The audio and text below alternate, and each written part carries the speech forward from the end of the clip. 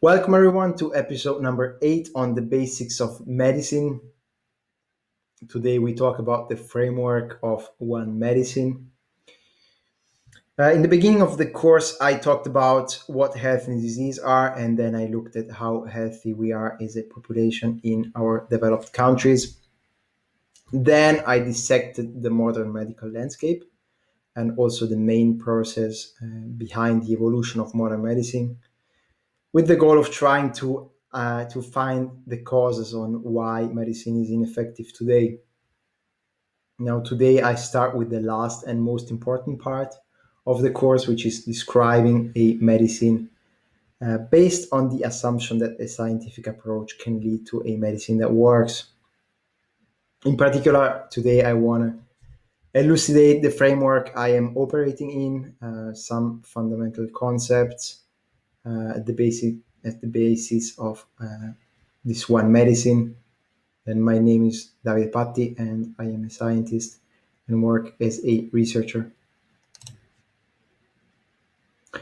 On the left side, again, you find the topics I'm covering today. So you see framework of one medicine. We start with the first slide, one medicine. What do I mean with one medicine? What is it? So I said plenty of times that medicine is the practice. It's the art and the science of maintaining and restoring health. And so there is only one desirable medicine, which is the medicine that works. So this is what I mean with one medicine. I mean a medicine that works.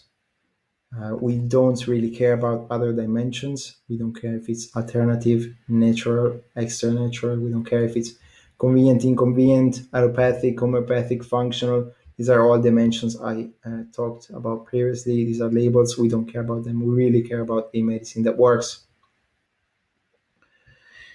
Then, yeah, we appreciate that everything I showed until now is based on logic, simply on logic and undisputable and established data. Starting from today's lesson, we will begin to create, and for instance, we will integrate common sense and scientific concepts into our medicine. So this one medicine is a concept. It doesn't really exist. I just call it one medicine. It's the medicine that works. This is not usually part of modern medicine, for instance. Next. Yes, a word regarding competences. It makes sense to differentiate here. So we know from episode 3 that the current medical system has good results with trauma diseases, and also when it comes to saving lives. I remember trauma diseases are diseases without a change in homeostasis level.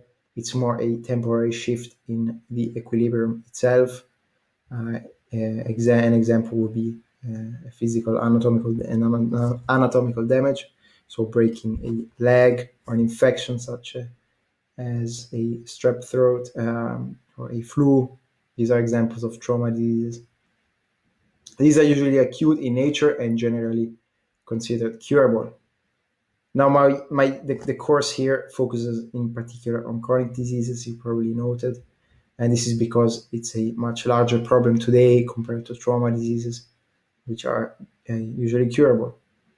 So this doesn't mean that the material you will learn here won't improve your results with trauma disease. It will. It will also help avoid some common mistakes that physicians tend to make when it comes to trauma disease, but you will see. Yeah, so with all this in mind, I think it makes sense to let a physician be in charge when it comes to a trauma disease. Then when it comes to chronic diseases, the situation is different. We saw modern medicine has poor results, if we speak in absolute terms. Of course, if you have a disease at this point, if you're starting out, it is probably the best solution available to you, a physician. So I accept that. But yeah, I just wanted to add this. Then Yeah, I don't think I need to go into more details regarding the chronic disease, what they are and how they work. I mean, how they work, what they are. Um, Regarding competence, however, yeah, it becomes a bit difficult. It makes sense to find a person who understands one medicine to guide you back to health. To health. A person whose knowledge is not limited to drugs or limited to a specific approach. A person who understands one medicine.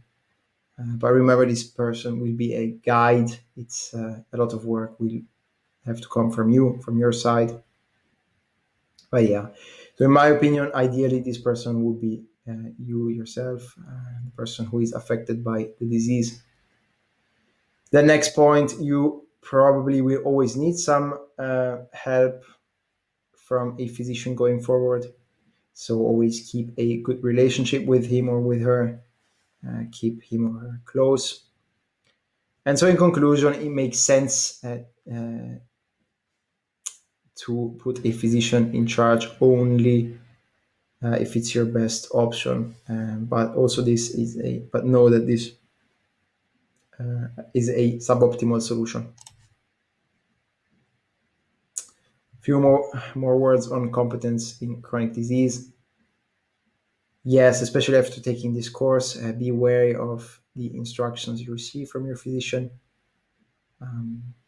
Doctors.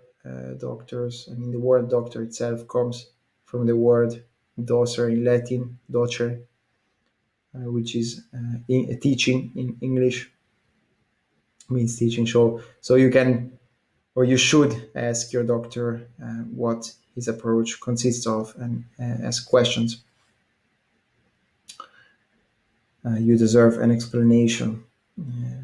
Then remember that his or her intentions are very likely good. I think most of them really want to help. However, the tools available and the understanding which they have are limited to what was taught to them. So it's based around drugs. So they have a limited understanding there. Make sure to avoid any confrontation. As said previously, you likely will need the help of a physician. And again, if you aren't offered any option by your physician, it means he just cannot offer you any. It doesn't mean there aren't any options available. And yeah, I understand this requires a change in paradigm. It's not easy, especially after all the conditioning. But if you want to change things, if you are not happy with where you are with your health, then you need to be active and you need to take responsibility for your health. And don't worry, you are not alone in this path, in this journey. There's plenty of people proactively working on their health with more and more help coming from scientists and practitioners that are practicing one medicine. Then next topic, the approach. What approach should one medicine take? We observe in chronic disease a lowered level of homeostasis. So if we have this let's say this baseline homeostasis, which is always desirable in a state of health, as we see in trauma disease, why is it different in chronic disease? Why is it not going back to the original uh, level of homeostasis? Something must be impeding the body to recover its original homeostasis. Now, of course, considering this, the ideal approach is to find out and uncover the underlying reason of this blockage as best as we can. Now, functional medicine in the USA is adopting this approach, and therefore this approach is referred to as a functional medicine approach. Yeah, it's the approach that makes more sense and that should always have first priority. Then other therapeutic approaches are adopted, but only if no better approach is available, and they can also be adopted as support therapies to be considered more as a temporary solution. Then know that root causes are usually not definitive in today's literature. There is always a risk of getting things wrong. This is a inherited risk of uh, tied to scientific research. And last but not least, shifting homeostasis is usually a slow process in both directions. So you shouldn't expect improvements to happen in days or even weeks. Then I need to throw in a word about the placebo effect when I talk about approach. So the placebo effect is when your expectations for a treatment have a real effect on your disease. So it's important to know that this effect is usually real, and it's also measurable in your blood, in your disease markers. So when they do a research study, they will always try to compare results of a group that is taking the medicine with a group that is taking a fake pill. And this is just so they can subtract the placebo effect from the group that took the actual medicine, and make sure that the medicine is actually better than just a placebo drug. Yeah, so if you think about it, the placebo effect is the most studied drug, and it's also the medicine with the broadest spectrum of efficacy, as it is practically observed in all the trials. So there's always also the nocebo effect, which is on the other side of the spectrum, which is when you expect negative results from a medicine, and so you will experience negative symptoms. Yeah, this is important also because it hints to the potential role of our minds in the creation and destruction of disease. So if you're going to intervene in your state of disease, you have to have some degree of belief it can work. So I understand it's not necessarily easy given all the conditioning, all the pain, all the attempts so far. But if you want to be rational, it always makes sense to believe in what you do, what you're doing can benefit your health. Now, an example of this, if you see the picture, me myself, if I look at the picture, I can somehow feel the effect of the sourness of the lemon. This is without even touching it. So this is an example of the power of our brain. Yeah, there's also a book I recommend on this thread, which is a book by Lisa Rankin. She's an MD, and it's the book itself is called Mind Over Medicine. I recommend the book to you. But yeah, read it at some point in your journey. I wouldn't read it now. I would just focus on the material of this course first. Then next, another fundamental concept, which is remission. So what is a cure and what is remission? Here, cure is a return to the original homeostasis. So this translates into full recovery. So whenever you're cured, you get your body back to the original homeostasis level. Then a state of remission, on the other hand, is when there aren't any sign of disease activity. So remission is when you have a chronic disease and you don't have any signs of disease activity anymore. So it's usually a state where the underlying pathogenic process is reduced extensively or is balanced out to the point of not causing any additional damage. Then remission is usually not associated with return to original homeostasis. This is an important point. So it's not, you don't go back to the original homeostasis level as you were before, but nonetheless, remission is a very desirable state, and it is a realistic goal for everyone with a chronic disease.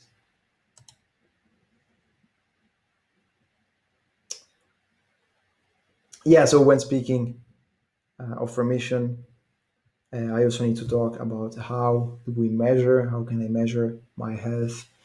Of course, there are subjective and objective markers. Not all chronic diseases have a subjective or a objective marker, so it's therefore very relevant, very important to look at all the markers that apply to your case. So regarding the subjective markers, if you have any symptoms, so first of all, be objective. Try to look at new symptoms that go away, both. Then be thankful to some degree that you have symptoms, because these are ways your body's, you can look at them as ways that your body, it's a message from your body to your conscious mind. That's what a symptom is, as we saw also from the definition. It's the subjective expression of a disease.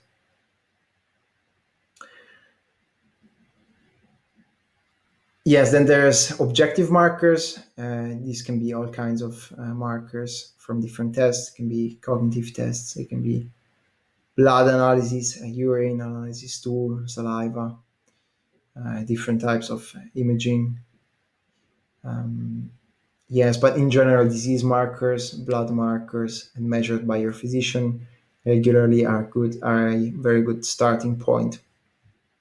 And also to note here, there are a lot of tests available to the scientists to measure all kinds of health and disease markers.